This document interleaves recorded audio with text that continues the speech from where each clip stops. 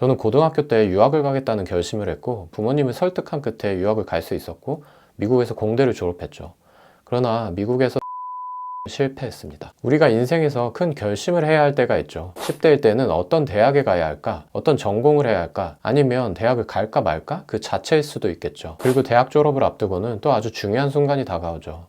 바로 직업이나 직장을 결정해야 하는 순간입니다. 이런 것들이 큰 결정으로 다가오는 이유는 이러한 결정 뒤에는 내 인생의 변화가 찾아오고 거기서 크게 다시 바꾸지 못할 수도 있다 라고 생각하기 때문에 불안함이 따라오죠. 내가 지금 가고 있는 길이 맞는 길인가? 어떤 업계에 회사를 가야 하지? 내가 잘할 수 있는 직무는 뭘까? 나는 공대를 나왔으니 연구소나 개발, 설계 관련 직무로만 가야 하는 걸까? 오늘은 자신에게 앞으로 펼쳐질 앞날에 대한 고민이 있는 분들을 위해 준비했습니다. 저는 지금 보시는 미국 공대 학부 랭킹 중 10위권 안에 드는 대학을 졸업했어요. 가장 가고 싶었던 곳은 서부의 날씨도 누릴 수 있는 버클리에 가고 싶었는데 거긴 떨어져서 가지 못했습니다. 대학에 입학해서 제가 느낀 건 나는 멍청하구나, 똑똑한 축에 끼지도 못하는 거였구나 였습니다. 나름 수학이나 과학은 잘한다 생각했고 수학은 모의고사에서 한 개 정도 틀리는 수준이라 잘하는 줄 알고 있었지만 그건 혼자만의 자뻑이었죠. 토폴로지나 퀀텀 피직스 수업 시간에 교수님과 이론과 개념에 대해 논의하는 수준의 애들을 보면서 한번 충격 먹고 저는 퀀텀 피직스 수업을 거의 이해하지 못해서 D 학점을 맞으면서 또 한번 충격을 먹었습니다. 그 전까지는 내 적성이 뭘까라고 깊이 고민해 본 적이 없었던 저는 처음으로 이렇게 뛰어난 애들이 많고 난 그들 대비 떨어지는 것 같은데 공대에서 내가 살아남을 수 있는 거 맞아? 라는 고민을 많이 했었죠. 아니 전기전자과 말고 좀 더 쉬운 전공으로라도 바꿔야 하나? 라는 고민도 했고요. 근데 칼을 뽑았으면 무라도 썰자라는 생각으로 내가 한 결정이니 일단 좀 더 해보자 하고 마인드 컨트롤하며 했던 것 같아요. 왜냐하면 저는 나한테 딱 들어맞는 일이나 학문을 찾기만 하면 막 열정이 뿜어져 나오는 유형의 사람은 아닌 것 같았고 그게 뭔지도 몰랐고 일단 어떤 것을 시작을 하고 배워나가면서 그것의 열정과 의미를 점차적으로 찾고 증가시켜 나가는 유형이라고 생각했기 때문입니다. 이 두 가지 유형을 심리학에서는 fit theorist, 한국말로는 적합 이론가, 그리고 develop theorist, 한국말로는 개발 이론가라고 부르더라고요. 통계적으로 개발 이론가가 적합 이론가보다 많다고 하네요. 밤도 자주 새고 남들보다 무식하게 시간 갈아놓고 해서 졸업은 했지만 제가 그 당시 느꼈던 것보다 저는 심리적으로 더 큰 압박과 스트레스를 받았구나 라고 느껴지는 게 지금도 가끔 꿈에 4학년 수업하느라 F를 맞아서 졸업을 못하고 그래서 졸업하면 입사하기로 했던 회사에도 입사를 못하는 꿈을 꾼다는 거, 그리고 좋은 대학을 나오기만 하면 알아서 잘 되는 시대는 끝이구나, 아니 그런 시대는 없었을 수도 있겠다라는 걸 깨달은 것도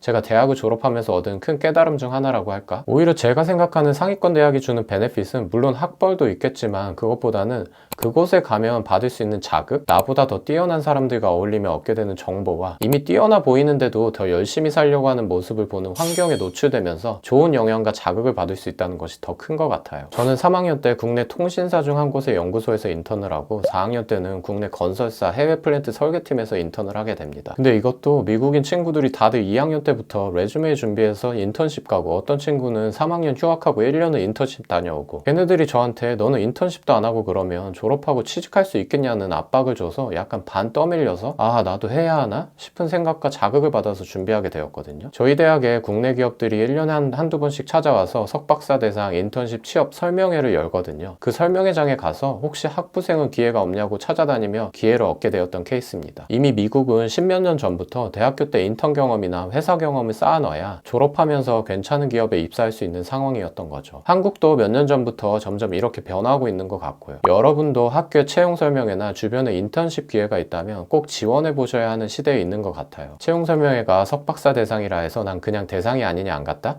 그러지 말고 옆에 기웃기웃이라도 해보세요. 아니요, 일단 어떤 직무든 내가 지원서를 제출할 수 있는 기회면 일단 넣어보세요. 인턴으로 난 회사 생활을 해봤다 라는 자체가 중요한 거니까요. 그리고 뭐라도 실제로 내가 해봐야 이게 나한테 맞는지 안 맞는지 알 수 있거든요. 아무튼 이때부터 제 커리어의 여정은 시작된 것 같습니다. 저는 두 곳에서 인턴이 끝나고 졸업하면 입사할 수 있는 오퍼를 받았지만 통신사랑 건설사는 경험해봤으니까 또 다른 데는 어떤가 하는 반 호기심과 반은 내 전공을 좀 더 살리자라는 생각으로 전자회사에 가야겠다는 생각을 했고 4학년 때 면접들을 보고 삼성과 LG 중에 한 곳에 설계팀 엔지니어로 졸업하면서 입사하게 됩니다. 왜 미국에 남아서 미국 회사에 안 갔냐고요?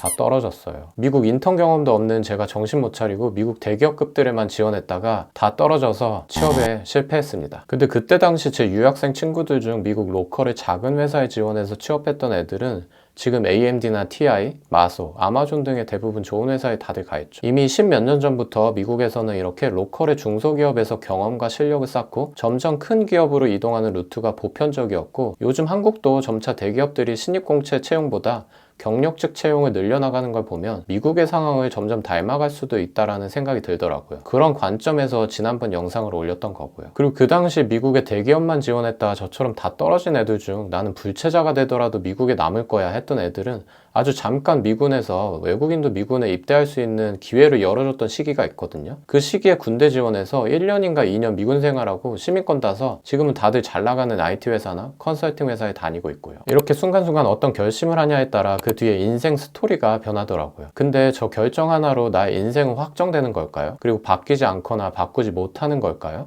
그렇지 않더라고요. 저는 전자회사 설계팀에 입사했지만 1년 정도 근무했을 때쯤 저희 조직 상무님이 이제 기초적인 제품에 대한 기술적인 백그라운드는 터득했을 거고 너는 외국어가 되니까 상품기획팀에 가도 잘할 것 같은데 가보지 않을래? 하는 제안을 받죠. 뭔가 연구소 설계팀이지만 아직 내가 하는 일은 R&D, 리서치 앤 디벨롭먼트가 아니고 리서치는 아주 약간 대부분은 Receive and Delivery 일이었던 느낌이라 아쉬움이 있었을 때였는데, 상품기획팀은 보면 대리급만 되어도 설계팀 팀장급들이랑 주로 미팅하고 서울에서 근무하고 항상 양복 입고 다니고 뭔가 멋있어 보여서 그냥 냉큼 가겠다 했었죠. 학부생으로 대기업 개발팀 신입으로 들어가면 뭐 하는지에 대해서도 다음에 기회가 되면 얘기해 보도록 할게요. 저는 생각보다 현타가 왔었거든요. 저는 약간 해결사 같은 엔지니어가 되고 싶다는 꿈을 갖고 있었고 쭉 연구원 쪽으로 나가야지 라는 생각만 하고 있었는데, 예상치 못하게 직무를 바꾸게 되는 계기가 생겼던 거죠. 그 시점부터 엔지니어와는 좀 거리가 멀어지기 시작했고 전략기획 쪽 약간 프로덕트 매니저와 유사한 경력을 쌓아가게 되었어요. 그 경험 덕분에 연봉도 올리고 주식도 받으면서 완전히 다른 업계의 외국계 기업에 이직하는 기회가 생기기도 했죠. 외국계 와서도 저는 내가 맡은 일만 잘하고 싶다라는 생각이 강해서 팀장이나 조직을 관리하는 매니저가 되고 싶다는 생각은 전혀 없었는데, 백인 매니저 밑에서 일한 지 1년쯤 넘어갈 때쯤 너는 리더로서 DNA를 갖고 있는 것 같다. 이건 많은 사람들이 갖고 있지 않은 부분이니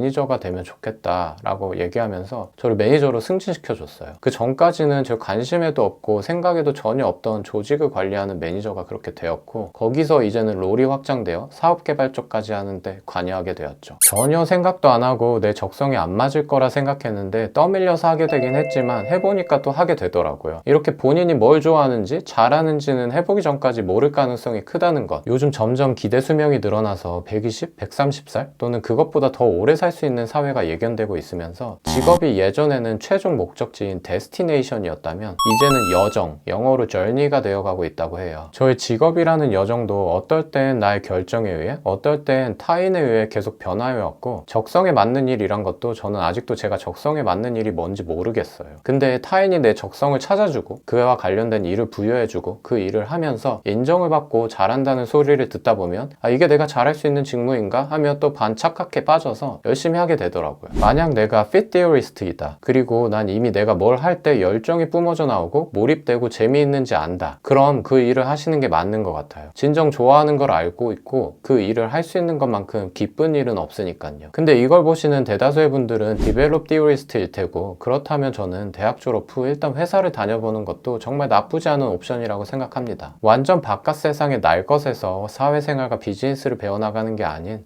정제된 공간에서의 사회생활과 큰 비즈니스가 굴러가는 모습을 배울 수 있는 장점이 있거든요. 그리고 여러분의 첫 직장과 첫 직무가 요즘 시대에는 목적지가 아니라 여정의 시작일 뿐이기 때문에 앞으로 자이든 타이든 직무가 바뀌거나 회사가 바뀔 것이고, 그러면서 인생의 스토리도 계속 바뀌어 나갈 거라 생각합니다. 단지 그런 기회들에 내가 더 잘 노출되게 하기 위해 외국어를 할 줄 아는 공대생, 공대 지식이 좀 있는 경영대생, 발표를 잘하는 공대생 같은 수식어가 될 만한 스킬 하나를 추가해두면 좋겠죠?